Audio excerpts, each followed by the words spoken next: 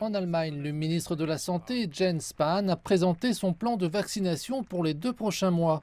Vendredi, Berlin a imposé des mesures dites de freinage d'urgence, destinées à réduire le taux d'infection croissant.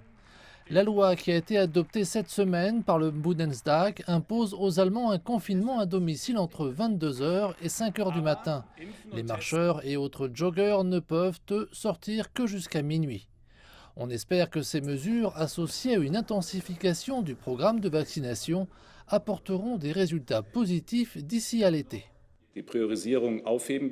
Selon les prévisions de livraison dont nous disposons actuellement, nous pourrons lever la hiérarchisation en juin, mais cela ne signifie pas que nous pourrons vacciner tout le monde d'ici juin.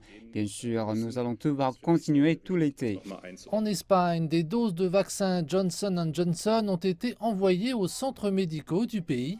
Le lot de 146 000 doses du médicament à injection unique avait été stocké au cours de la semaine écoulée, alors que les autorités de réglementation des médicaments étudiaient les recherches sur les caillots sanguins. Nous commençons la vaccination avec Johnson & Johnson pour les patients immobilisés très dépendants. Quel avantage ce vaccin nous apporte-t-il? C'est un vaccin à dose unique qui nous permettra d'accélérer le processus de vaccination. L'Espagne a maintenant dépassé la barre des 10 millions de personnes vaccinées avec au moins une dose. Dans ce pays, 4 millions de personnes sont sur le point d'être entièrement vaccinées. Il y a quelques jours à peine, un record de 400 000 injections ont été administrées en une seule journée. Il s'agit d'un signe évident que le programme de vaccination espagnol s'accélère. En France, Disneyland Paris ouvrira à nouveau ses portes, mais cette fois en tant que centre de vaccination de masse.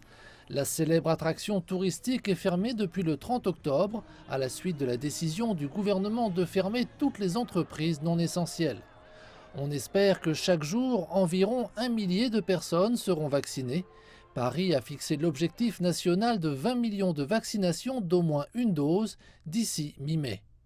En Bosnie, les personnes âgées ont appris une bonne nouvelle.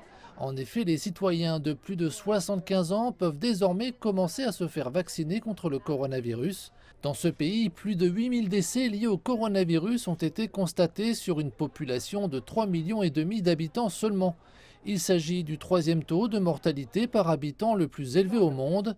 L'ouverture du premier centre de vaccination de masse du pays à Sarajevo cette semaine a contribué à accélérer le programme.